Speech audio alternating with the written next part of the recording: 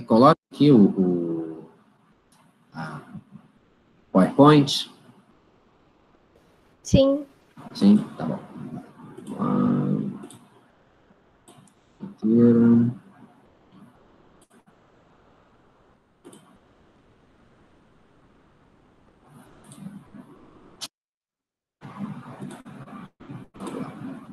Tá dando para ver? Tá sim. Vai ser? Beleza. Bom, a gente continua com a filosofia moderna, e justamente quando a gente falou da ideia do Maquiavel, né, a filosofia moderna ela vai se estender durante aquele período mesmo da Idade Moderna, final do século XV até o final do século XVIII, ele vai ter vários pensamentos ao longo dele. Então, a gente viu aqui a ideia do Maquiavel com a filosofia política, né, que está totalmente influenciado com as questões do Renascimento. Você tem, hoje, que a gente vai ter aqui o racionalismo e o empirismo, você vai ter o contratualismo, que a gente ainda vai ver, né, e tanto que um deles que a gente vai pegar aqui hoje, que é o John Locke, ele também aparece nos contratualistas, e também vai ter o iluminismo, né, que também o Rousseau aparece tanto no contratualismo como no iluminismo. Então, ou seja, o que vai marcar deixa eu só voltar aqui. Aí, apareceu alguém aqui. Isso, Caio. Boa tarde, Caio.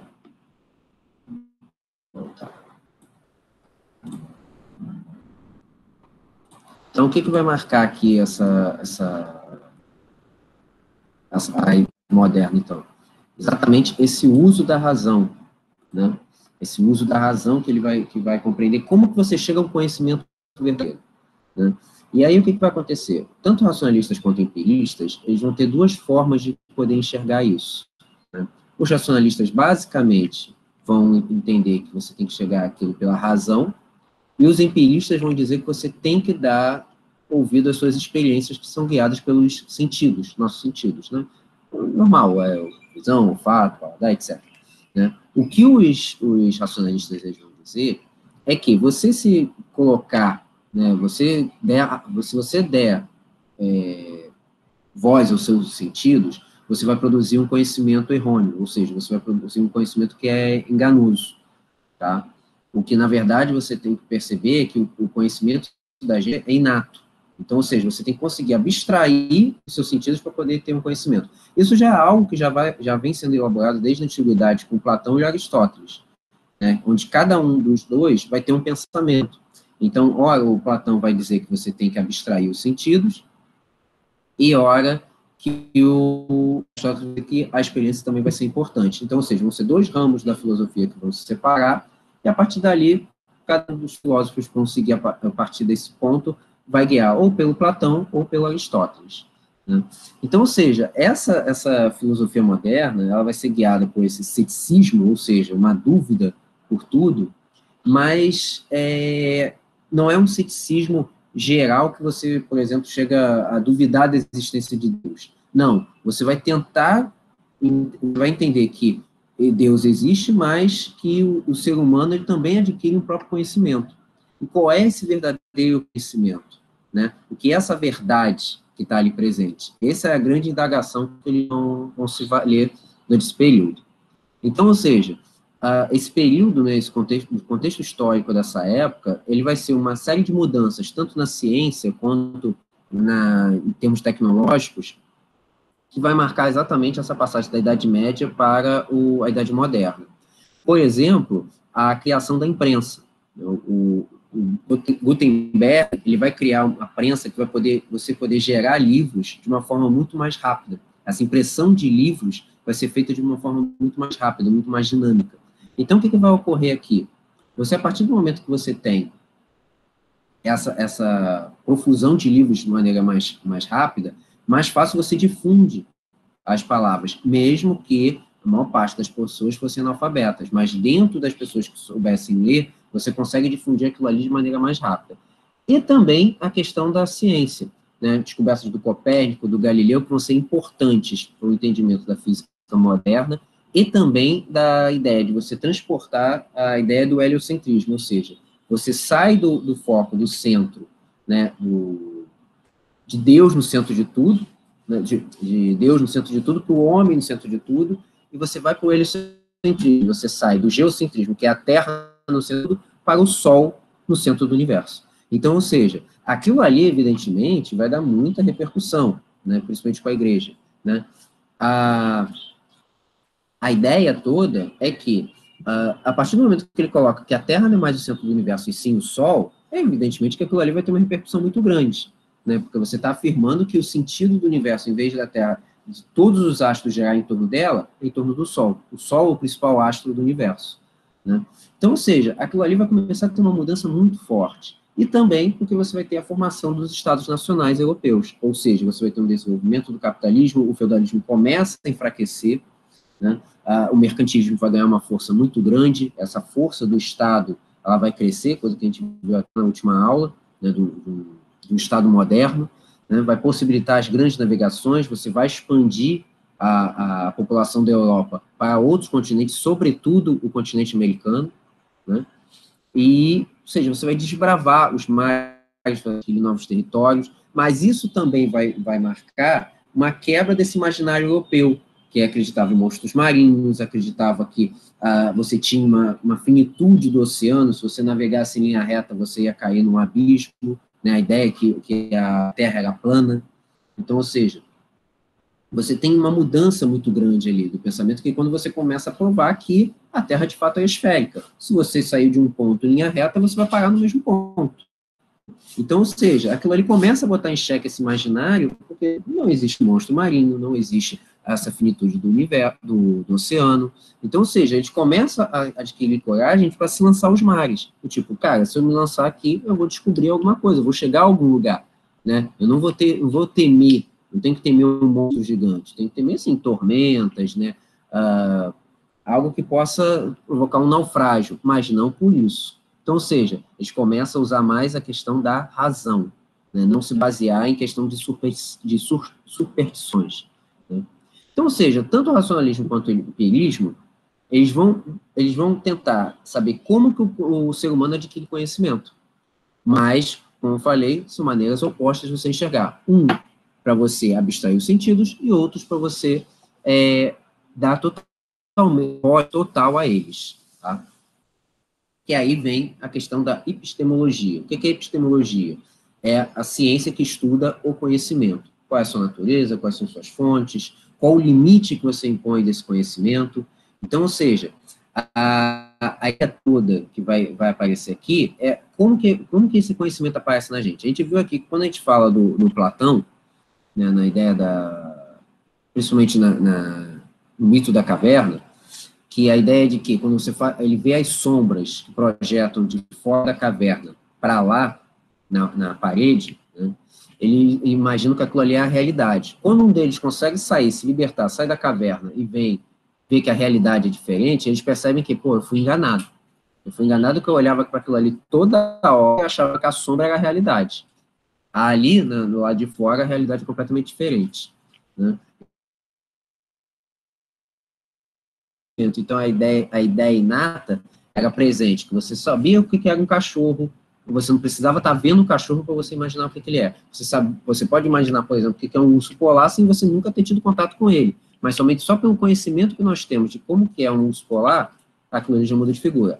Agora, para a gente saber a textura do urso polar, se ele é pesado, se o pelo dele é macio, se ele tem mau cheiro ou não, a gente teria que passar por uma experiência, né? Então, ou seja, é aí que os empiristas entram falando que a fonte do nosso conhecimento teria que passar por uma experiência sensorial, né? Como que a gente conhece aquilo ali, né? Então, ou seja, são formas de entender o conhecimento diferentes, tá?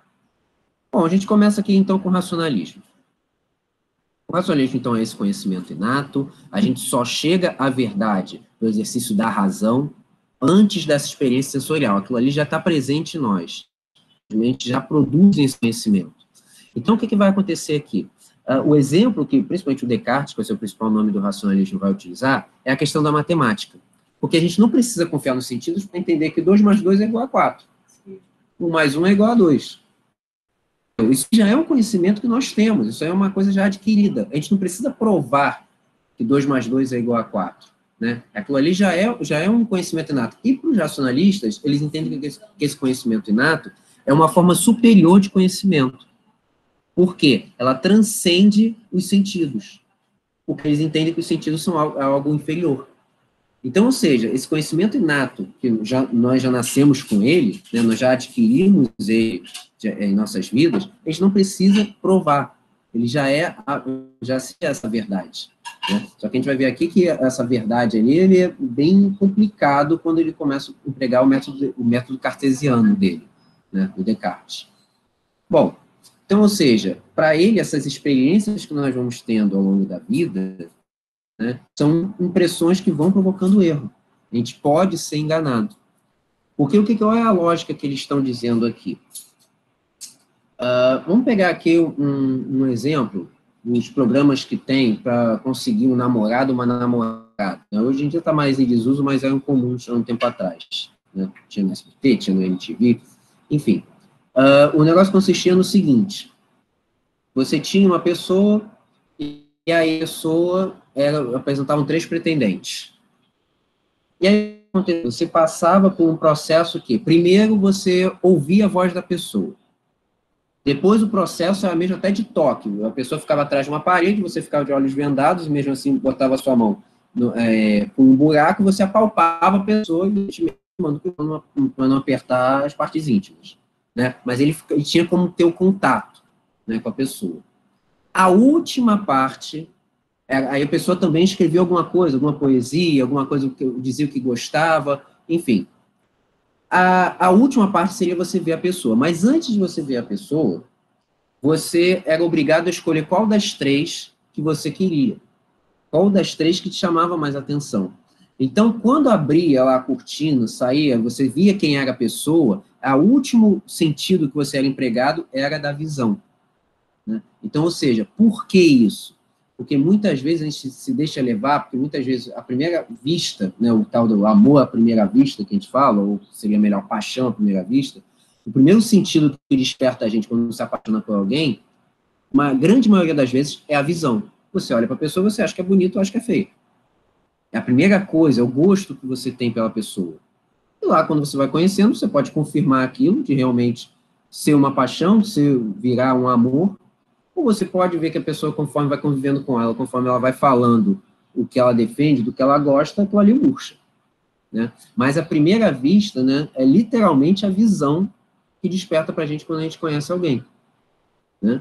Então, por isso que nesses programas de relacionamento, eles colocam a visão como a última coisa. Por quê? Aquilo ali pode enganar a gente.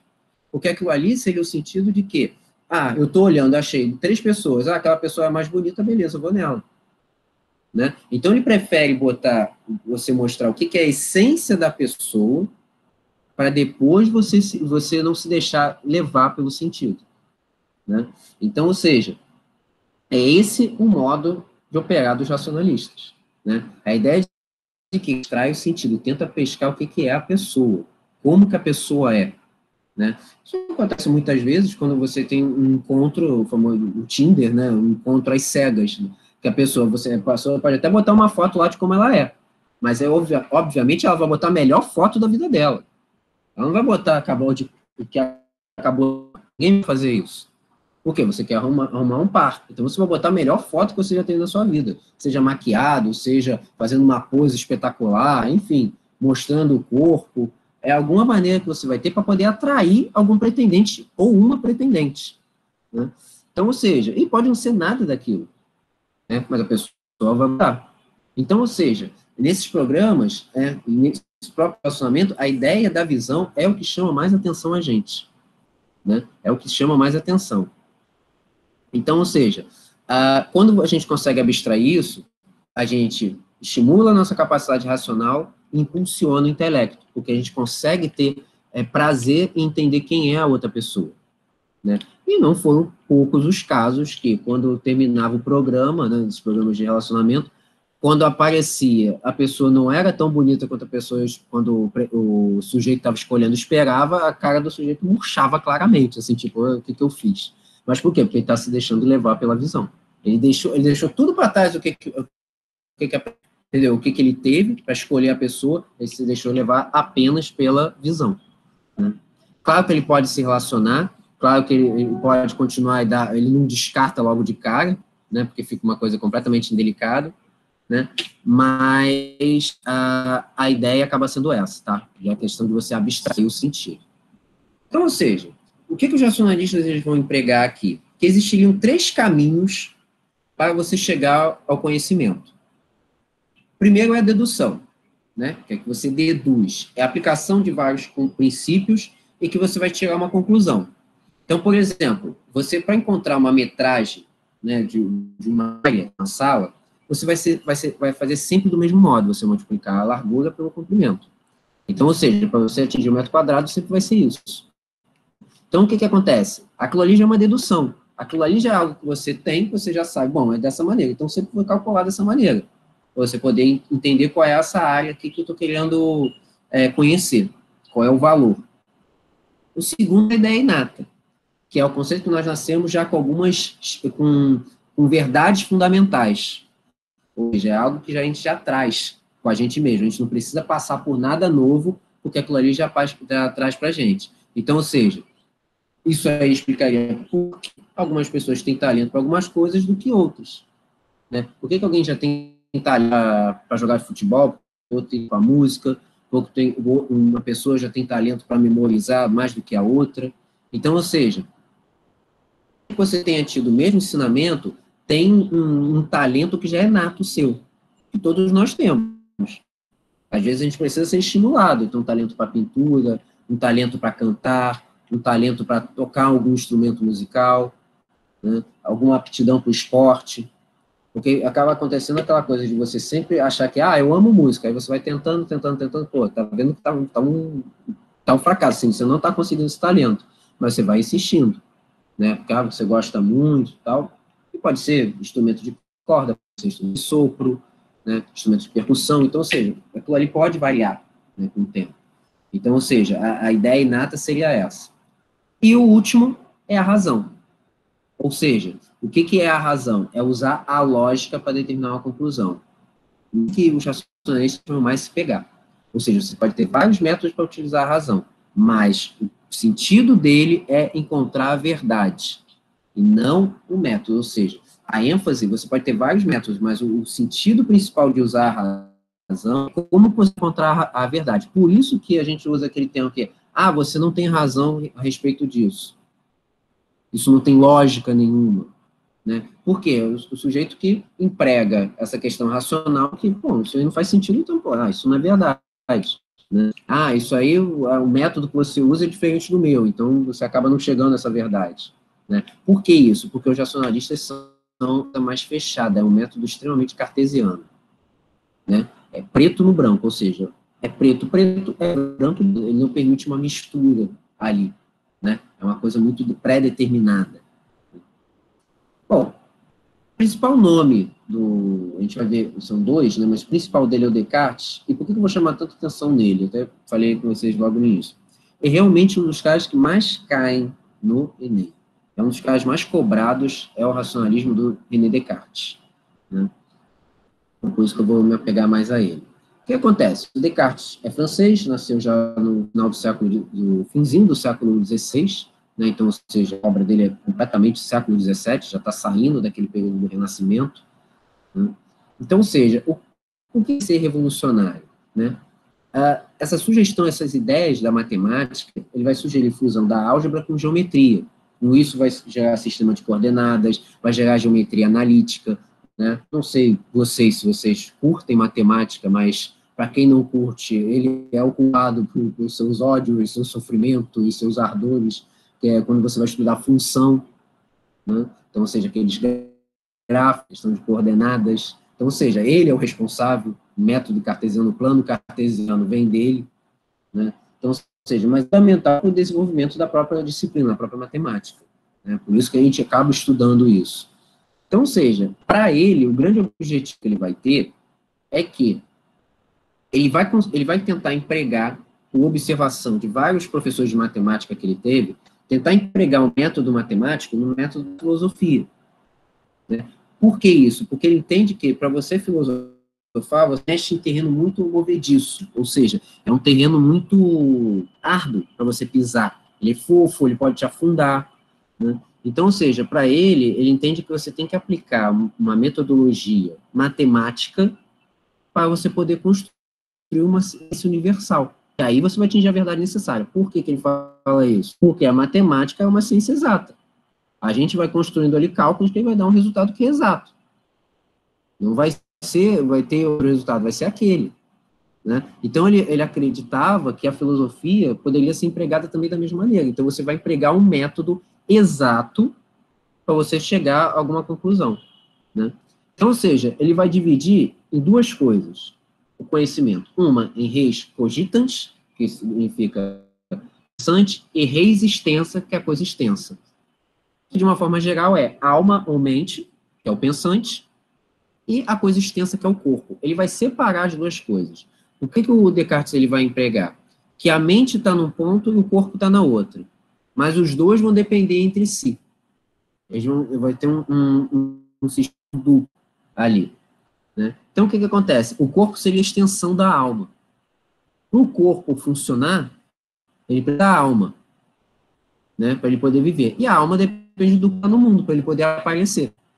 Então, o que ele vai dizer é que essas duas coisas vão estar separadas, elas vão ter que juntar em algum momento para você ter o conhecimento pleno. Né? Então, ou seja, o corpo, ele mais ou menos seria como se fosse algo mais no automático. Né? Ele vai fazendo. Porque, por exemplo, o hábito da gente abrir e fechar as mãos é natural. A gente vai fazendo isso. Né? A gente abre e fecha as mãos, a gente move o corpo, é um estímulo que o comando do nosso cérebro dá, a gente nem percebe, aquilo ali é próprio. Né? Tanto que isso aí é uma coisa tão forte, que existem relatos de pessoas quando perdem, por exemplo, a perna, em algum acidente, alguma coisa, tem a perna amputada, as pessoas começam a sentir coceira. Por exemplo, a pessoa amputa a perna abaixo do joelho, a pessoa começa a sentir coceira no pé. Aí o pessoal pensa assim, pô, mas como é que ele está sentindo coceira no pé? Não existe mais pé para ele. Mas é porque a cabeça dele, né, tá dando comando do tipo, se ele estivesse ainda sentindo algo para coçar.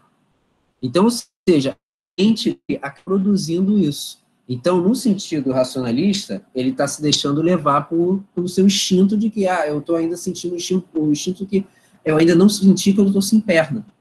Então, o cara vai tentar agir de alguma maneira como se ele ainda tivesse. Né? Então, ou seja, uma maneira que a gente pode sentir isso, sem necessariamente perder um membro do corpo, é quando a gente dorme em cima do braço, da perna, que a perna dorme. Né? Simplesmente ela começa a formigar. Aquilo ali, claramente, às vezes, né, a gente dormiu em cima do braço, a gente vai acordar assim, a gente joga o braço cai, a gente nem sente. É como se ele não estivesse ali. E aos poucos ele vai voltando. Né? A corrente sanguínea vai começando aos poucos.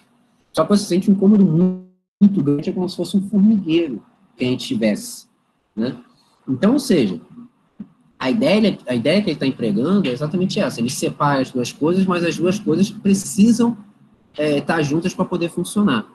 Então, ou seja, ele vai tentar criar uma metodologia para a filosofia baseado na matemática para ele seguir adiante, porque no entendimento dele é algo próprio, algo que também pode ser exato. Então, ou seja, ele vai usar o método dedutivo, empregar vários princípios para chegar a uma conclusão, porque esse conhecimento aí tem que ser verdadeiro, claro e distinto. O que vai acontecer com Descartes é que ele vai aprimorar o ceticismo da escola helênica, né, da antiguidade. Por que isso? Porque ele vai duvidar, ele não vai permitir que tenha dúvida. A verdade absoluta é algo incontestável. Então, ou seja, você duvida sim para questionar as ideias, as teorias pré-existentes, mas você vai ter que afastar. Se alguma coisa dá dúvida, então aquilo ali não vai servir para a gente. A gente precisa disso. A gente precisa dessas ideias racionais para estimular o nosso intelecto. Né? E aí o que ele fala, o que diferencia a inteligência de uns e de outros é a maneira de como nós utilizamos essa inteligência. Né? A gente fala muito em questão de inteligência emocional. Né? O que é inteligência emocional? É a maneira que nós temos para poder lidar com os nossos problemas. A inteligência racional é aquela coisa mais metódica. Né? É dessa maneira. Então, é memorizar alguma coisa, cálculo, né? É dessa maneira que a gente vai utilizando. Então, ou seja, é essa a diferença, que cada um vai utilizar a inteligência para o que tiver. Nós, tem estudos que falam, nós temos 7 inteligências diferentes. Tem inteligência para música, inteligência para fazer piada, né, inteligência interpessoal, que é o relacionamento entre as pessoas, que isso é importante. Né, o pessoal considera isso até com algo menor em empresas, é algo que é extremamente relevante, porque você precisa ter um bom ambiente para poder produzir, para poder trabalhar. Então, ou seja, são vários as inteligências para o esporte, porque o sujeito que bola na área, ele tem que ter um conhecimento para ele saber como que ele vai chutar aquela bola para poder cruzar, para acertar a cabeça do companheiro, né? No basquete, a mesma coisa, o cara sabe a maneira que ele tem que, o arco que ele tem que girar a bola, que ele tem que arremessar, para aquela bola entrar no cesto. Então, ou seja, é algo que é uma inteligência para isso, nem todo mundo tem, né? Eu, por exemplo, sempre fui um fracasso de educação na escola, sempre fui um fracasso, era um dos últimos escolhidos, realmente, prose, assim, né? Mas por quê? Eu realmente não tenho aptidão para isso. Posso melhorar? Posso, mas a questão toda é que eu não tenho aptidão, de fato, para o esporte, né? Algumas pessoas têm, para os membros superiores, outros para os membros inferiores. Já fizeram, e mesmo nos membros superiores, você pode ter problemas. Como, por exemplo, já tiveram brincadeiras, assim, tipo, esporte espetacular promovendo um desafio da seleção de basquete enfrentar a seleção de vôlei, numa quadra de basquete. Já botou os dois se enfrentando numa quadra de vôlei. Evidentemente, os caras deram um banho, quem era do seu próprio ambiente. E olha que os caras têm vantagem, tem altura, porque aquilo ali precisa, né, para você jogar basquete profissionalmente, jogar vôlei, você precisa da altura, aquilo ali é um pré-requisito. Só que uns utilizam os membros superiores, porque, por exemplo, basquete você precisa ter uma corrida, o vôlei você não precisa disso, mas você pode utilizar para poder pegar alguma bola, para rebater, né? Ou seja, são esportes diferentes, mas a condição física é bem parecida com eles, né? Entre eles. Mas você vê que cada um vai se dar em um sistema. Então, ou seja, como você vai estimular isso, tá? O futebol, por exemplo, é um esporte que o pessoal fala que é mais popular no mundo, porque é o único esporte que você não tem nenhuma condição excepcional do corpo para você poder praticar. Porque você tem gente que é grande, que é alta, praticando futebol, que tem habilidade, e tem outros que é baixinho, que também tem habilidade. Então você não precisa passar por isso. O goleiro precisa ter uma certa altura, né? Um goleiro baixinho dificilmente vai se dar bem. Mas você já teve goleiro com uma estatura de 1,70, 1,75, né, que seria considerado uma estatura normal, né, se ele tiver uma impulsão. Mas, enfim, é como você estimula isso, né, como você vai utilizar essa inteligência que você vai ter, fazer isso. Bom, então o Descartes vai empregar esse método e ele vai aplicar 4 regras básicas para atingir essa metodologia. A primeira regra, né, é a regra da evidência. Mais aceitar como verdadeiro algo duvidoso, ou apenas aceitar as formas de conhecimento claras e distintas, ou seja, você tem que duvidar de algo que você recebe, algum princípio que você recebe. A partir do momento que você recebeu esse princípio, você tem que duvidar para você poder chegar ao conhecimento. Se por acaso ele for algo duvidoso, você tem que descartá-lo. Ou se por acaso ele já te dá uma coisa clara, você também tem que descartar, porque você tem que estimular esse questionamento. Tá? Segunda regra, a análise. Ao enfrentar um tema, você vai dividir ele em partes. Quanto mais for possível, em 4, em 10, em 1 milhão, você vai ter que dividir ele. Por que isso? Para poder facilitar a compreensão. Isso é algo que esse tipo de regra aqui é muito útil quando você TCC, quando você vai fazer uma tese, quando você vai fazer uma dissertação, né?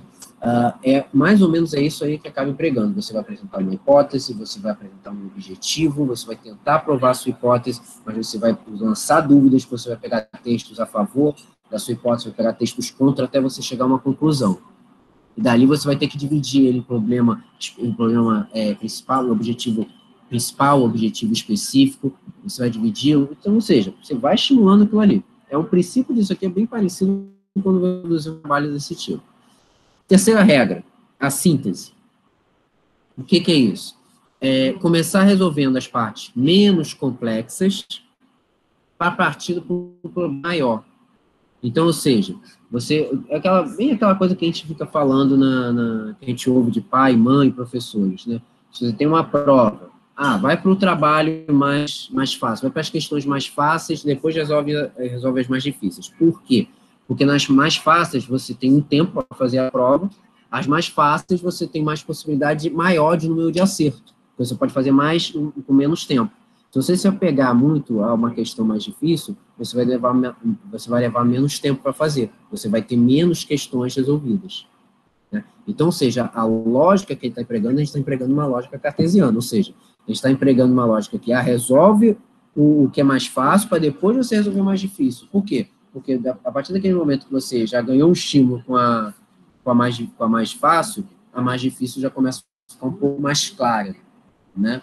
Então, ou seja, é algo que possa resolver pistas para você resolver o problema como um todo. Então, ou seja, essa seria a terceira regra da síntese. E a quarta é a enumeração. A partir do momento que você está conseguindo a resolução, você vai pegar as partes que você dividiu, vai fazer uma revisão de cada uma delas, sempre que for finalizada, para você identificar os erros. Então, ou seja, a mesma coisa que você faz em TCC, em tese, em dissertação. Você revisa todo o conteúdo se algo não ficou para trás. Né? Então, ou seja, é algo muito sistemático que o Descartes vai fazer. Não é à toa que vários filósofos que vêm depois do Descartes vão utilizar ele como base, mas a maioria deles vai usar como base para criticá-lo, e não para endossar o que ele está falando. A maioria deles vai começar a empregar conhecimento filosófico no sentido de criticá-lo, que vai entender que aquilo ali é muito fechado, um método, você empregar uma metodologia cartesiana é um método muito fechado, você não dá espaço para abrir outras considerações, né? Principalmente que ele pede para esquecer a experiência sensorial. Né? A principal obra dele é justamente o discurso sobre o método. Fábio. Oi, fala, Inai. Só uma coisa, essas 4 regras é para descobrir, eu não entendi, é para quê? Para chegar ao conhecimento. Para chegar à verdade do conhecimento. Mas o conhecimento filosófico ou conhecimento só? Conhecimento, vamos dizer, até filosófico, que é o que ele vai empregar, mas é algo que não vai te suscitar dúvidas, é o que ele fala. Se algo começar a te suscitar muita dúvida, descarta. Você entendi, então é o geral. Exato, é algo geral. Então ele vai empregar metodologia. Só que imagina o tempo que você vai empregar para poder fazer isso. Por que ele faz isso? Porque gera insegurança. Tipo, não vou encarar logo de cara. Não. Gera dúvida, analisa, sintetiza, enumera, descobre se tem um erro e tal. Beleza. Bom, já fiz isso tudo. Bom, agora sim eu cheguei à verdade. Né? Só que sabe que a verdade não é uma coisa tão absoluta assim. Né? Evidentemente, questões matemáticas, como 2 mais 2, evidentemente você vai chegar ao número 4.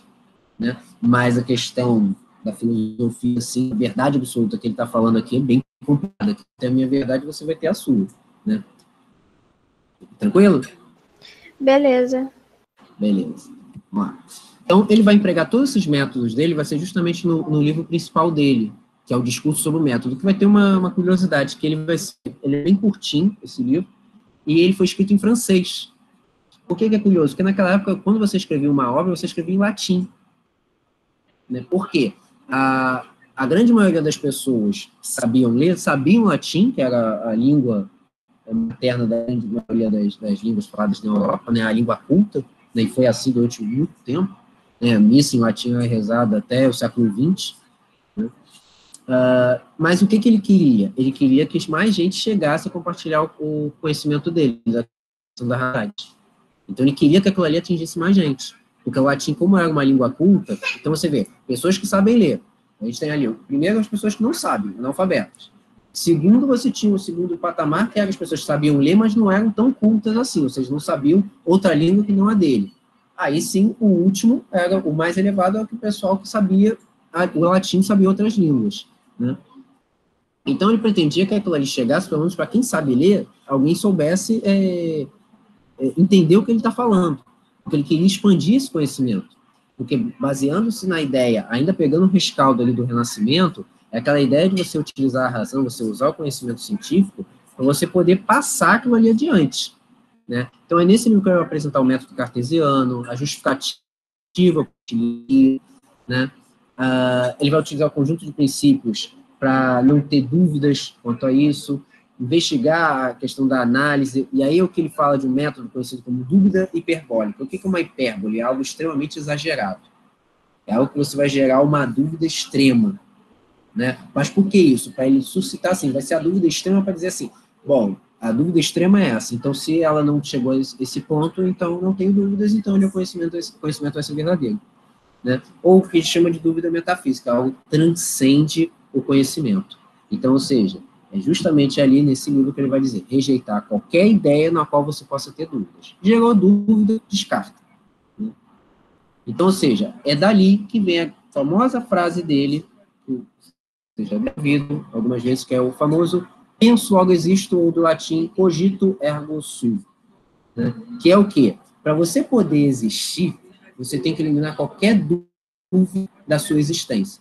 Porque quando a gente pega a frase logo de cara, o penso, logo existo, parece uma coisa meio banal. Penso, logo existo. Né? Tipo, lógico, né? Se eu estou pensando, eu existo. Só que a ideia que ele está gerando aqui, esse pensamento, é no sentido de raciocinar. Né? Porque os animais podem pensar, só que eles não raciocinam o que estão pensando. Né? Eles agem com instinto. Nós também agimos com instinto, mas quando a gente raciocina o que a gente vai empregar, a gente está se distinguindo dos animais. A gente sabe que, se você for atacar alguém, né, com uma agressão física, você sabe que você dá uma paulada nele na mão é diferente de você bater na cabeça. Né? Você pode matar alguém com isso. Você tem uma arma de fogo e você opta por disparar para o alto, é diferente se você disparar para a pessoa, contra a pessoa.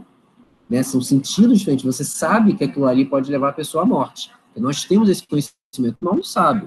Um animal, quando se sente acuado, vai atacar, ele vai atacar a parte do corpo que está mais perto dele. Um cachorro vai morder a sua mão porque está mais perto, vai morder a sua perna porque está mais perto. Ele não vai pensar, eu vou matar ele, vou morder o pescoço dele por conta disso. Não, ele vai para o instinto. Ele se sentiu ameaçado. A abelha é a mesma coisa. A abelha, quando pica a gente, ela vai para o instinto próprio. Né? Você está ali, vou atacar porque eu me senti ameaçado. Né?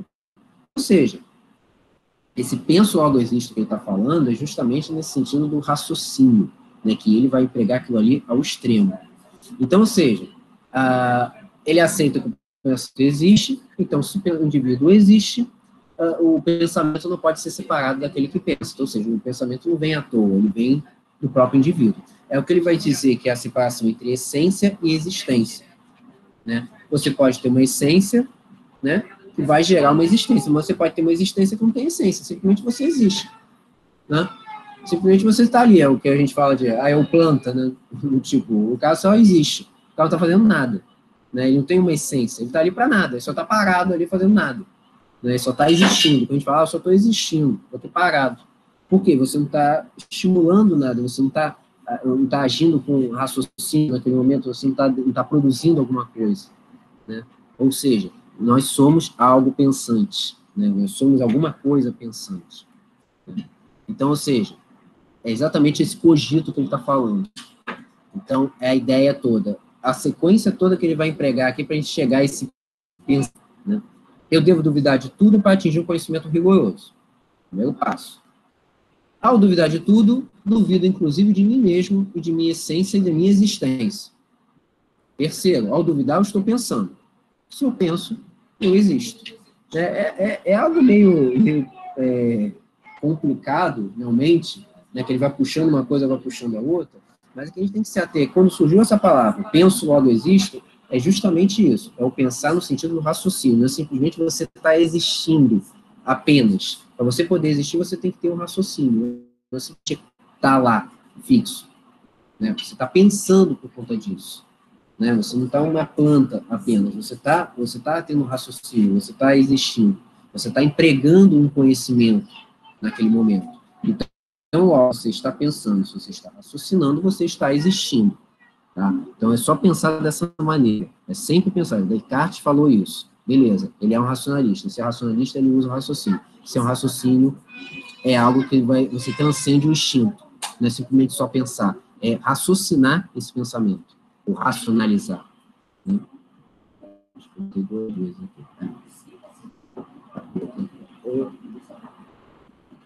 Então, seria isso. Então, tanto que o ponto principal aqui, até eu destaquei, é que a frase do francês é « Je pensais donc je suis ». né? Que é o quê? Ele indica ambiguidade de essência e estado, porque eu traduzindo literalmente seria eu penso, logo sou. Se ele é, então ele já tem uma essência, né? A existência é mais o eu estou do que a essência que é o eu sou. Eu sou isso aí não vai mudar, é minha essência. Ela não vai mudar. É a mesma coisa que você falar, o sujeito é o ministro. Não, ele está ministro. Ele não vai ser ministro para sempre. Eu estou presidente, eu não sou o presidente. E você, em determinado momento, você não vai ser presidente. Então, o mais correto seria eu estou presidente. Em algum momento você vai deixar de ser. Né? Mas a essência, o que você produziu, naquele momento você pode dizer que eu sou. Mas o mais correto seria falar eu estou, porque você vai deixar de ser em algum momento. Tá? Então, ou seja, esse dualismo mente e corpo, ele vai ter que unir. Essa mente pensante, que é o eu sou, para a mente do eu estou, que é o corpo. Né? Então, ou seja, o que ele vai falar é que, principalmente quando ele fala de ética, o Descartes, ele fala que para estudar a ética para ele, você tem que estudar o corpo humano. É um momento que a anatomia humana está sendo extremamente estudada, porque você está tendo um desenvolvimento da medicina. Por que é importante isso, a anatomia? Porque até aquele momento era considerado um sacrilégio você dissecar um corpo, um cadáver. Porque entendia-se que você dissecar um cadáver, aquilo ali suscitava algo, que você estivesse ferindo o corpo de uma pessoa, que isso aí seria sagrado. A partir desse momento começa a surgir a concepção que aquilo ali é importante para a gente poder entender a fusão mente e corpo. Ele fala que a ideia toda é serem conectados pela glândula pineal, ou seja, a mente comanda o corpo e o corpo influencia a mente. Ou seja, uma direção bidirecional, né? As duas coisas, ou seja, por isso que quando ele fala dessa maneira, ele explica o porquê que em alguns momentos nós agimos pela paixão. A gente age por um instinto, por raiva, enfim. Gente, alguma dúvida do racionalismo antes de a gente entrar no empirismo?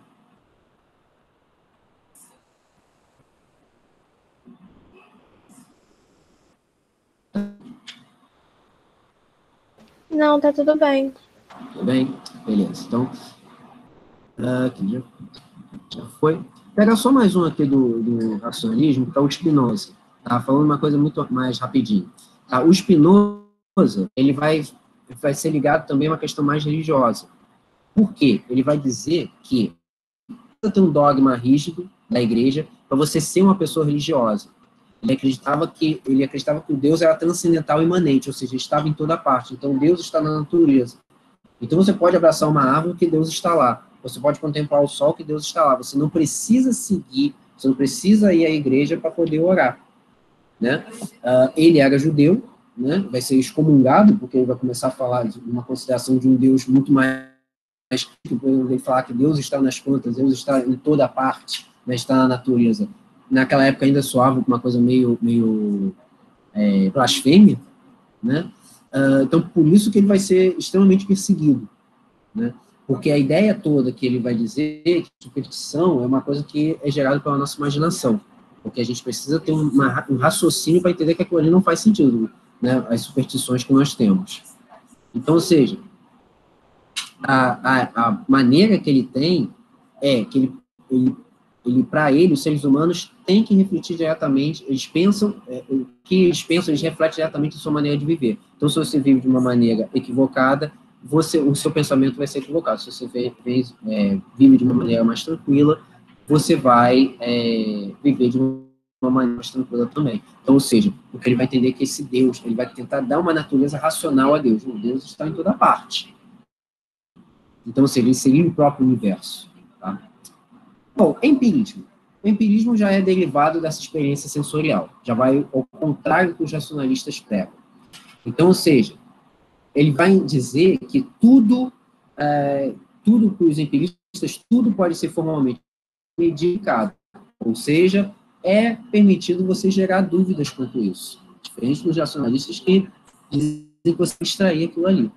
Então, ou seja, ele trabalha com dessa experiência sensorial para a gente poder estimular as nossas experiências. Os empiristas, quando diz que é algo muito empirista, é porque você dá experiência. O que está acontecendo aqui? O que ele está defendendo? Os empiristas eles defendem que para nós adquirirmos conhecimento é necessário o que a gente já viveu na nossa vida a gente poder passar adiante. Por que isso? Porque passar adiante, né, significaria a gente evitar cometer outros erros, né? Evitaria a gente cometer outros erros nas nossas vidas. Então, seja para relacionamento, seja para atitudes que podemos tomar, né? Por isso que ele diz que a gente pode ter as ideias voltadas para os nossos 5 sentidos. O tato, o paladar, o olfato, a audição e a visão traz para todos nós. Então, ou seja, a experiência é importante nesse momento. Então, ou seja, só que ele fala que as ideias podem ser simples e podem ser complexas. O que é uma ideia simples? É estabelecer uma percepção que, por exemplo, saber que o açúcar é doce. A gente só precisa do paladar. A gente só precisa de um sentido para saber que o açúcar é doce. A gente bota na língua, sentir que ele é doce. Né? A ideia complexa é quando você tem que utilizar mais de um sentido. Então, ou seja, para saber que o açúcar, além de doce, ele é branco, você está vendo a visão. Para saber que ele é granulado, você está sentindo pelo tato. Então, ou seja, a ideia simples é aquela que, que cor é aquela? Não, é azul, é vermelho, é verde, você está olhando. Então, ou seja, aquilo ali é uma ideia simples. Agora, para ficar mais refinado, aquilo ali é um azul no tecido. Beleza, você está vendo aquela camisa é azul. Agora, para você saber que aquele tecido é bom, tem que tocar nele. Se ele está cheiroso, você vai ter que usar o olfato. E aí vai. Então, ou seja, a maneira que eles estão identificando, os empiristas identificam, para você separar a ideia simples de uma ideia mais complexa. Por que isso? Porque, para eles, o método para conseguir não é da dedução, e sim da indução, porque o sentido vai te induzir a um pensamento. Né? Então, ou seja, a dedução, a razão que é importante para os racionalistas, aqui não vai valer tanto para os empiristas, porque eles vão dizer que você tem que ser induzido pelos seus sentidos. Né? Então, ou seja, surge uma questão aqui, que até eu coloquei.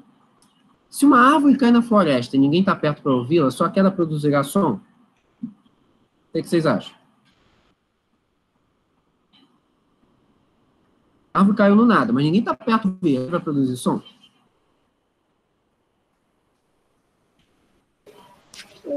Difícil. Pois é, né? Porque como é que você sabe que teve um som, se você não estava lá? Se ninguém estava perto, como é que você sabe que fez um som? Né? Acho que por conta, talvez, da nossa experiência, né? Da gente saber que cai e faz barulho, dá pra gente supor que fez um barulho. Exatamente. Quando você tem um filme que passa no espaço, sempre tem aqueles barulhos de tchum, né? Bum, explosão. A gente sabe que somos propaga no vácuo. A gente pensa assim, beleza, isso aí é para estimular a gente a ficar mais centrado no filme, né? Ficar mais emotivo com o filme. Mas se a gente pensar de uma maneira racional, a gente vai ver que, cara, se tiver uma explosão no espaço, simplesmente é aquele mudo. Só que se tiver mudo, você tá vendo lá aquele filme de combate, você vai olhar e falar assim, não senti estímulo, eu tô vendo a explosão, assim, tô sentindo falta daquele barulho. Né? É exatamente isso que ele tá falando. Ou seja, é uma indução para o empirista. Por quê? Se não há ninguém na árvore para escutar, o empirista vai dizer, se eu não tenho uma experiência para ouvir aquilo ali, então não dá para dizer se a queda fez algum barulho.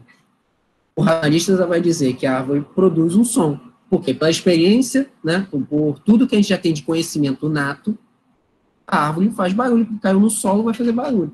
Isso é um conhecimento que ele tem. Né? O empirista não, vai dizer assim, eu tenho que ver aquilo ali, né, eu preciso passar por essa experiência. Não, ele vai estar dúvida. Não, vai quem fez, vai que ele caiu de mansinho, né? Foi devagarinho, ele foi tomando devagar, né? Foi colocando mais tranquilo. Então, ou seja, é uma questão, né, que a gente usa da maneira que a gente vai empregar, uma coisa mais racional ou uma coisa mais dedutiva, né? mais indutiva, mais empirista. Você vai precisar da experiência, vai precisar de uma experiência sensorial para a gente poder confirmar aquilo ali. Né? Ou seja, a ideia, então, da árvore que cai, né, se você tem um conhecimento, se você entende que não, tudo que cai no chão, principalmente algo pesado, faz barulho, aquilo ali também vai ter feito um barulho. Né? Eu me lembro que isso aí foi uma coisa parecida, foi quando produziu o filme Jurassic Park, o primeiro, né, que foi o seguinte, né, aquilo aí foi revolucionário, por questão da parte gráfica, né, de computação. Só que eu me lembro de ter visto o making-off desse filme. Né? Na época ele bateu o recorde de bilheteria, né, na história do cinema. que eram duas coisas. Não sei se todo mundo aqui viu o filme. São duas coisas que eles estavam pensando em fazer. Uma, como produzir a passada do Tiranossauro Rex. Né? Por quê? Porque se entende-se que o Tiranossauro Rex era um bicho muito grande, era gigante. Então, quando ele andasse, ele tinha que pôr barulho. E como você vai sentir o barulho? Tem uma cena lá que eles estão dentro do carrinho, né, que é né, que vai ver os dinossauros, e que tem um copo parado. Aquele copo começa a produzir ondas. E ele falou que aquilo ali foi o mais difícil de fazer no filme. Por que isso? Porque ele tinha que produzir de uma maneira que aquele copo ali produzisse um efeito que ele saísse do centro para as bordas, como se fosse um efeito de ondulação. Né? Então ele falou que aquilo ali era muito difícil, porque se você batesse assim do lado, ele poderia ir para o lado. Né? Você tinha que produzir alguma coisa de bater de uma maneira que fosse justamente alguém que estivesse dando uma pisada no solo, aquilo ali o copo começa a se mexer do centro para a borda, do centro para a borda. E é ali que eles conseguiam perceber que aquilo ali, alguma coisa estava se movimentando muito forte. Né? E a segunda coisa foi o som dos dinossauros. Porque eles falavam assim, os paleontólogos falavam, cordas vocais não se perdem, preserva cordas vocais. Então, que som que faziam os dinossauros? Aí o cara até falou, se bobear, eles falavam igual a gente. Né? Gritavam bom dia, boa tarde. Né? Não tem como saber que som que eles produziam. Começaram a criar, imaginar como seria um som de um dinossauro. Então, eles começaram a imaginar, bom, o Tiranossauro Rex, ele suscita ser algo meio feroz. Então, a gente vai produzir algo parecido com um rugido de leão, só que uma coisa mais esganiçada. Né? Um dos dinossauros que aparece lá, que é o que fica jogando gosma, né, no sujeito, que abre as ventosas dele, né, no rosto, ele tinha um som mais de um chocalho. Né? Então, eles começaram a pensar assim, cara, que bicho que a gente vai botar de som para esse bicho? Né? Que som que eles faziam se ninguém está vivo para falar como é que o som produz o dinossauro? Né? Então, criar de sons que já eram familiares e eles davam uma outra roupagem. Então, o rugido de leão fica mais esganiçado, eles colocavam um chocalho, né, de cascavel para o dinossauro aparecer. Né? Um dinossauro herbívoro, então, tinha uma outra conotação. Né? Era um outro som mais manso. Então, ou seja, a gente percebendo, né, que era algo que eu lembro que quando eu vi na época, né, eu era bem novo, mas eu lembro que quando eu vi esse make-off na época, me chamou a atenção. Eu falei, é que mesmo, a gente já tem uma concepção já na cabeça que o dinossauro fazia esse barulho, mas ninguém está vivo para dizer que ele fazia esse barulho. A gente não sabe que barulho que ele fazia. Né? Então, ou seja, é algo que é curioso, eles tinham que produzir algo de um conhecimento que nós temos de som, para imaginar o que seria aquilo. Né? Bom, principais nomes do John Locke, vai voltar quando a gente falar de contratualismo, ele vai ser muito importante na questão do liberalismo, que a gente viu, por exemplo, em sociologia, o Estado liberal, que é o quê? Ele vai defender o individualismo liberal, vai defender uma monarquia constitucional, ou seja, dando o poder absoluto dos reis, representativa, ou seja, o rei não comanda nada, vai ter submetido a uma constituição, vai ter um primeiro-ministro, um parlamento que vai mandar, ele vai ter uma influência muito forte nas revoluções inglesas, principalmente na Revolução Gloriosa, que é de 1688. Então ele vai, mas o lance que a gente vai pegar aqui dele, do Locke, por ele ser um empirista, ele vai afirmar que o conhecimento era proveniente da experiência, tanto de origem externa das sensações, quanto das internas das reflexões. O Locke falava que todos os seres humanos estão asa, branca, sem nada. O conhecimento que a gente tem vão sendo as experiências que a gente vai tendo na vida e que você vai colocando um pouquinho de cada. Então, por isso que as experiências da gente tem com 5 anos de idade, não vão ser as mesmas com 15, com 25, com 35, 45, por aí vai. Porque essas experiências vão juntando, você vai formando. Evidentemente, a gente não vai ter um comportamento com 15 anos que a gente tenha com 5. Né? A nossa mente é diferente ali, a gente tem uma mente muito mais infantil com 5 anos, com 15 a gente já está mais maduro, com 25 mais ainda, com 85 mais ainda. Né? A gente vai adquirindo não só as experiências, mas, pelo que ele fala, também as reflexões da vida. A gente vai vendo, a partir dessas experiências, refletindo o que elas nos ensinaram. Né? É aquela famosa coisa que você vai ter um relacionamento fracassado um atrás do outro. Aí você pensa assim, pô, eu tenho dedo podre. Pois é, mas aí esse dedo podre você tem que refletir o porquê você atrai sempre as mesmas pessoas. Por que você cai sempre nas mesmas pessoas? Isso é seu, não é do outro, é você que tá sendo estimulada para isso. É isso que ele fala da questão da experiência. Quando você tem um relacionamento, o que não deu certo o relacionamento, ponto. Quando você tiver um segundo relacionamento, você vai tentar não empregar os erros que aconteceram, mesmo sendo uma outra pessoa, você vai não empregar os mesmos erros que você tenha cometido. Isso vai tentando administrar justamente com uma outra pessoa que você tá se envolvendo. Então, acaba sendo a partir dali. Então, ou seja, você tem a experiência, depois você vai refletir sobre o que essa experiência vai te dizer. Então, ou seja, essa folha em branco, essa tábula rasa que ele fala, que você vai começar a perceber tudo em volta. Porque ela é branca, ela não tem nada, não tem conhecimento. Por isso que ele fala que esse conhecimento inato, na verdade, ele não existe. Na verdade, esse conhecimento ele vai sendo adquirido pela gente.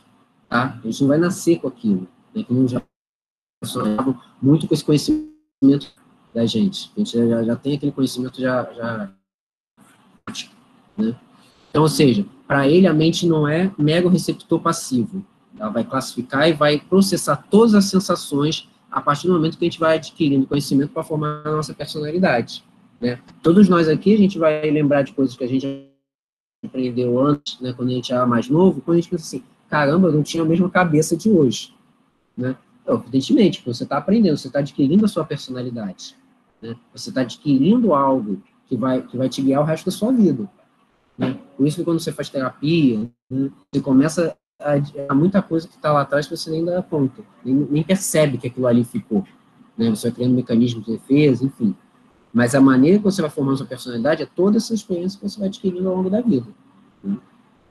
Então, ou seja, para ele, a experiência então, são dois tipos, como a gente falou. A sensação, né, que é simplesmente a experiência que você vai tendo, e a interna, que é a reflexão, é a dor que você sentiu, é o prazer que você sentiu. Evidentemente, a menos que você seja mais outro, se você sentiu dor com alguma coisa, você não quer sentir novamente. Então você vai ter que trabalhar isso, essa questão da dor. E por outro lado, se você sentiu prazer, você vai buscar aquilo ali. Aquilo ali deu uma situação muito grande. Então, ou seja, para ele, o que ele chama de qualidade, as coisas têm o poder de produzir ideias que em nós vão se distinguir entre primárias e secundárias. O que são as primárias? São as qualidades reais dos corpos, as ideias são cópias exatas. Então, se você sabe o que é um livro, se você tem uma cadeira, aquilo ali é a cópia exata. Tá? A qualidade secundária são as combinações das ideias. Né? A cor, o sabor, o odor.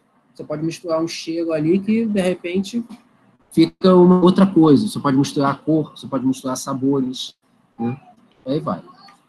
O outro nome do empirismo, tá? Francis Bacon, em inglês, também assim como Locke, ele vai dizer o seguinte, que os conhecimentos científicos deveriam ser considerados instrumentos práticos de controle da natureza.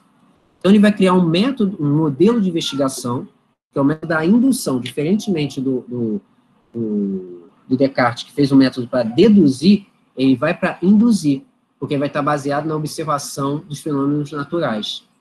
Que aí ele vai gerar o que ele chama de teoria dos ídolos. Né?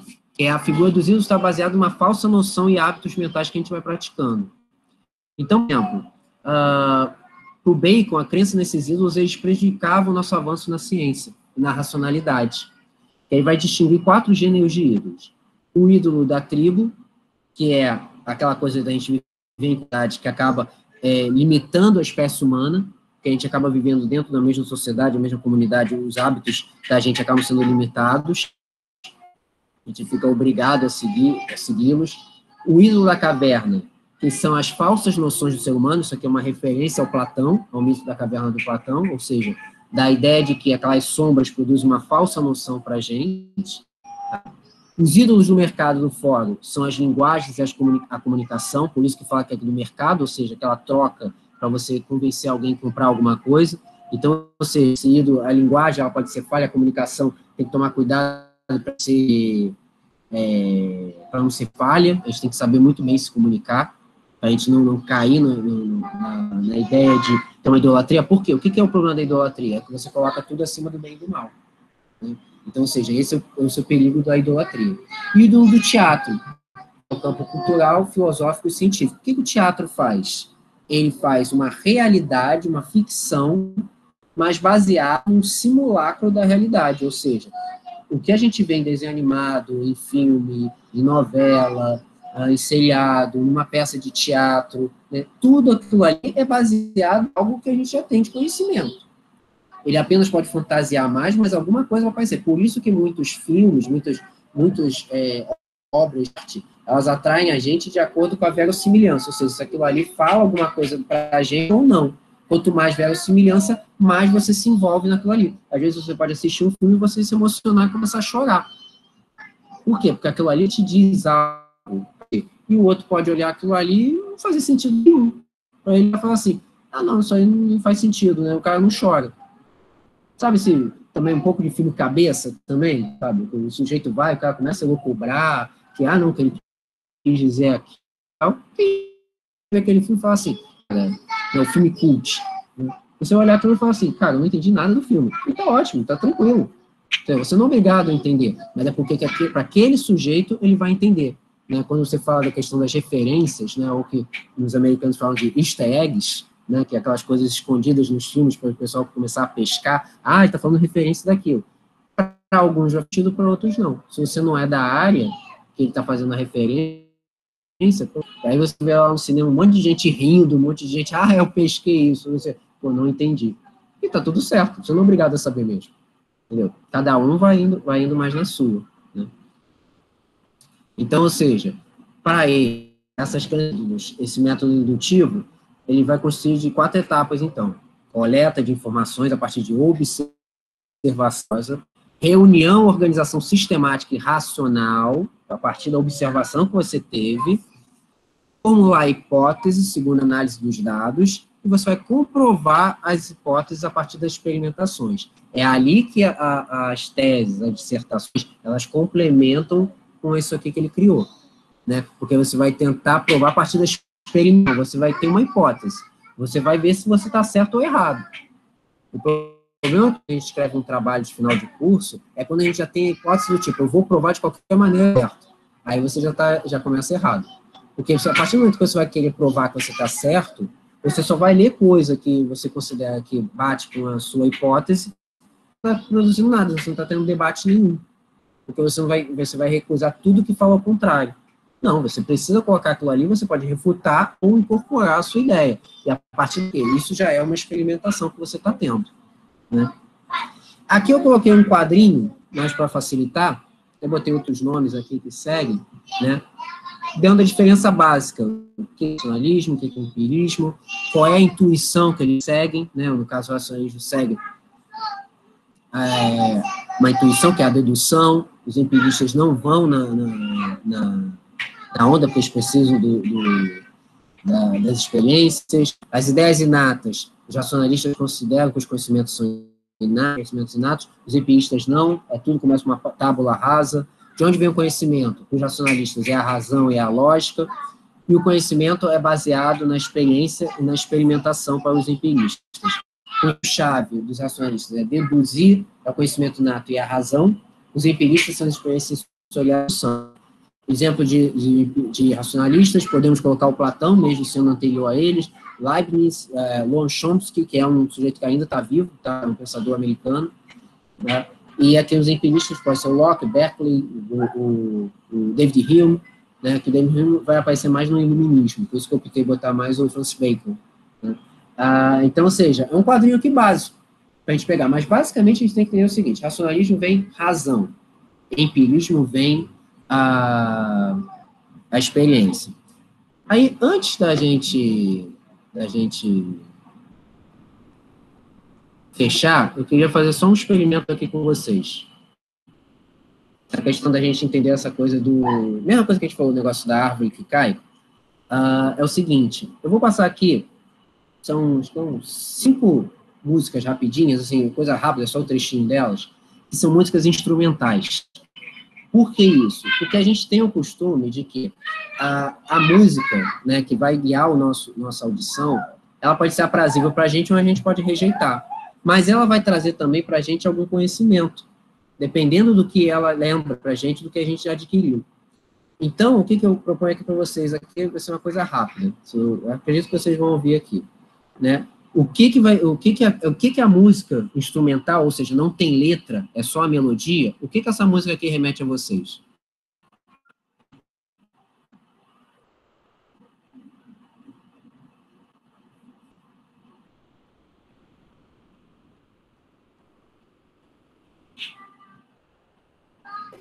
Já tá tocando?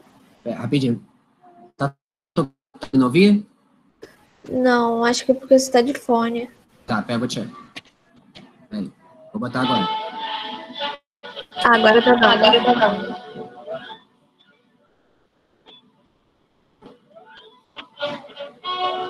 O que isso remete a vocês, quando vocês ouvem essa música? Provavelmente já ouviram isso em alguma coisa de filme, desenho. O que isso remete a vocês, quando vocês ouvem uma coisa desse tipo?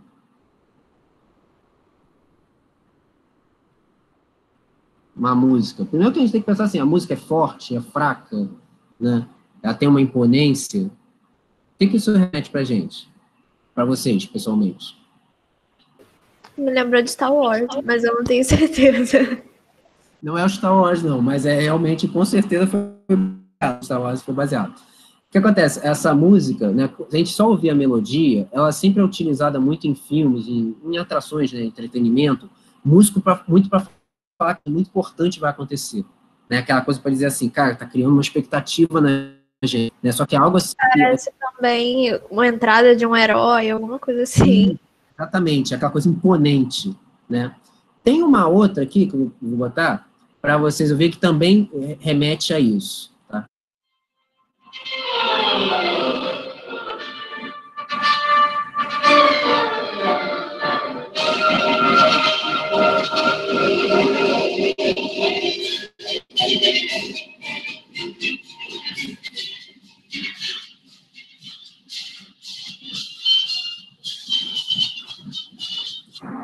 O que isso lembra para vocês?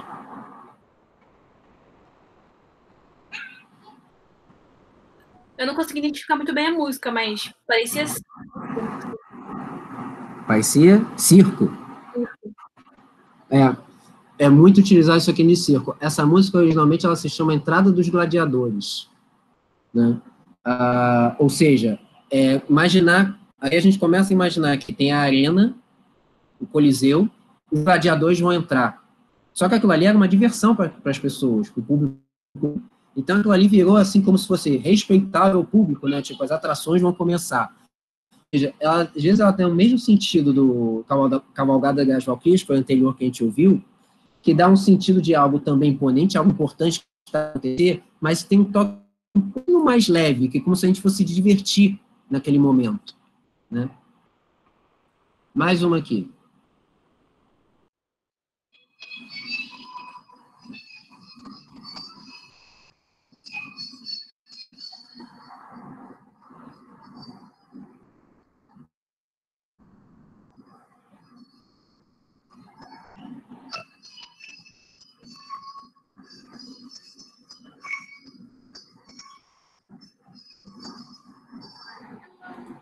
E essa?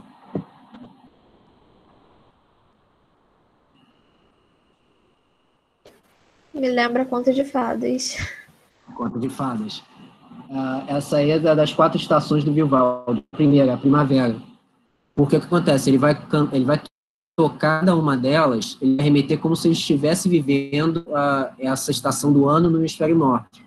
O que a primavera ela suscita? Um campo florido, que é justamente quando a gente fala de contos, muito remete a isso, né? Aquela coisa florida, né, iluminada, você está andando no campo, e aquilo ali vai passando.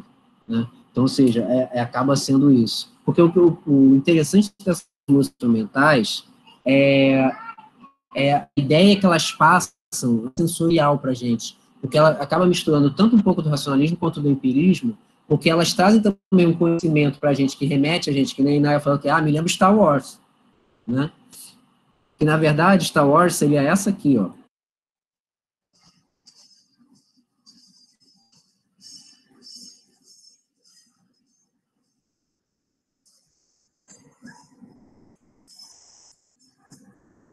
Que é a entrada do Darth Vader. Essa mesmo. Exatamente. Então, ou seja, a ideia toda que está presente aqui a gente ouvindo essa música, a gente vai falar, pô, eu lembro de Star Wars. Porque o conhecimento que a gente tem da experiência que a gente já passou, de ter visto o filme, falar, cara, essa música me lembra isso.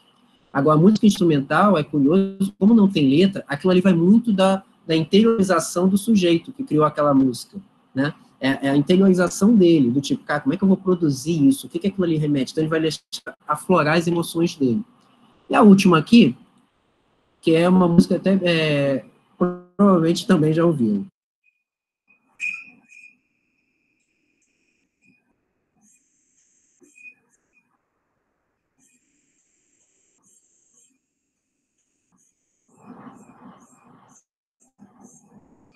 Que remete isso? Ixi, eu não consegui ouvir nada. Não? Vou botar de novo. Não ouvi, não. Tá, peraí. Deixa eu só voltar aqui um pouquinho. Vou botar de novo.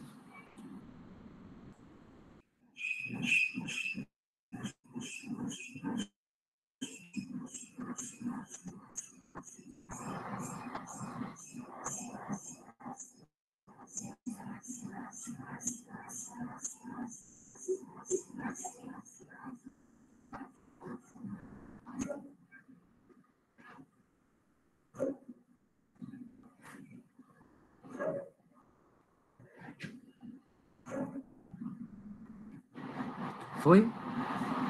Foi, parece suspense, né? Suspense. É a da música do filme Psicose, dos anos 60, que é a famosa cena do chuveiro. Você já viu? O sujeito entra com uma faca assim e mata a mulher que está no chuveiro. Ele puxa a cortina, aí vem essa música. Ou seja, suspense. Por quê? Ficou no nosso imaginário, fica sendo como algo que a gente está com suspense. Ficou música de suspense. Então, várias vezes você empresta a música para isso, para dizer que algo importante vai acontecer, né, nesse momento. Então, o que acontece? A música instrumental, ela desperta muito. Como é que o cara vai produzir aquilo? Então, isso aí você vai ter música, seja o Super-Homem, Harry Potter, né? São músicas que vão remeter a gente ao personagem, né? A um determinado filme, mas o cara, quando produziu aquilo, ele teve que realmente pensar, cara, o que remete esse personagem? O que vai colocar aqui para mim? É uma coisa imponente? É um suspense? É um drama? É uma comédia? Enfim, a música vai ser mais leve? Vai ser mais pesada? Tudo isso vai fazer parte, tá? Então, só para fechar aqui, vamos para as frases, né? Que é a última coisa que ficou faltando. Estão vendo aqui? Sim. Sim. Vamos lá. Descartes e depois o Bacon. Não existem métodos fáceis para resolver problemas difíceis. Ou seja, o que ele está querendo dizer aqui? Você precisa ter uma disciplina, uma metodologia para você poder empregar aquilo ali.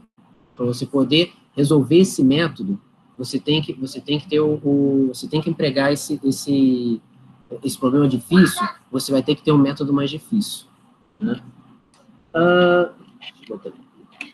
O bom senso é a coisa mais bem-vinda do mundo. Todos pensamos tê-lo em tal medida que até os mais difíceis de se contentar nas outras coisas não costumam desejar mais bom senso do que tem. Ou seja, é o que tem cada um de nós. Todo mundo acha, quando a gente está agindo, a gente acha que está agindo com bom senso, né? É uma tendência que a gente tem.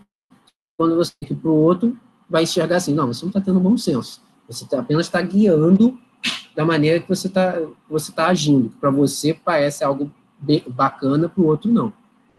A diversidade de nossas opiniões não deriva do fato de uns serem melhores do que outros, mas porque não levamos em conta as mesmas coisas, ou seja, pensamentos diferentes. Ou seja, a ideia toda que ele está querendo botar aqui é ninguém seria melhor do que o outro. Por isso até justifica o livro dele ter sido escrito em francês para ele alcançar cada vez mais gente para entender o que é a racionalidade. Mas é porque a gente não leva em consideração as mesmas coisas, cada um tem a sua opinião. Por isso que a diversidade, né, que é melhor ou pior, simplesmente porque a gente não leva em consideração as mesmas coisas, né? Aquele famoso estado de opinião, cada um tem a sua, né? Que a gente, eu respeito a sua opinião, mas, né, sempre acaba vindo nesse sentido. O Bacon. Só se pode vencer a natureza obedecendo-lhe. O que ele dizia com isso? Para a gente poder se dar bem com a natureza, a gente tem que obedecê-la porque ela é uma força que a gente não controla. De fato, se começa um terremoto aqui agora, a gente não controla isso. Se começa um vendaval, a gente ainda pode se proteger, mas a gente não vai conseguir mandar o vendaval parar, né? Então, ou seja, é a maneira que tem você respeitando e o entendimento que ele está colocando aqui como se fosse uma obediência mesmo, né? Obedece o que ele está querendo dizer, o que a natureza está falando aqui para a gente. Um pouco de filosofia leva a mente ao ateísmo, ou seja, aquela coisa a gente pensar, refletir muito, a gente pensa assim, cara, Deus não existe, né? Nada disso existe. Mas a profundidade da filosofia leva para a religião. Por quê? Cada vez mais quando você se aprofunda a filosofia, você consegue ter um entendimento maior de um conhecimento que está além do que a gente está vendo. Então você acaba levando para a religião, você acaba acreditando em alguma coisa. Tá? Então, ou seja, só um pouquinho, uma coisa muito superficial, te leva ao ateísmo. Você vai refletindo, você pensa, cara, Deus não existe, nada disso existe, não tem nada cósmico no mundo. Mas quando você consegue se aprofundar, você leva uma questão mais religiosa. Né? Triste não é mudar de ideia. Triste não tem ideia para mudar. Isso aí é mais uma daquelas que parece frase de autoajuda, né?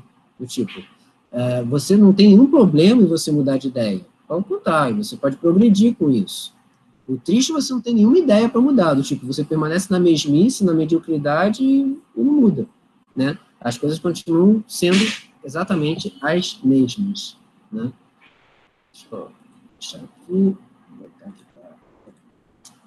Então, gente, seria isso, tá? Aquele quadrinho lá no final, ele dá uma boa abordagem, assim, exatamente para diferenciar racionalismo de empirismo, tá? Para pegar exatamente esses princípios chaves e repito, o Descartes é um sujeito que cai muito, muito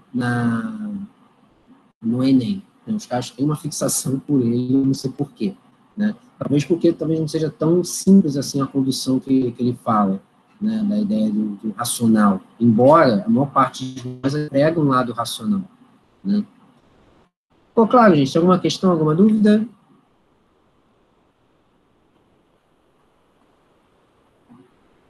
Não, tá tudo certo.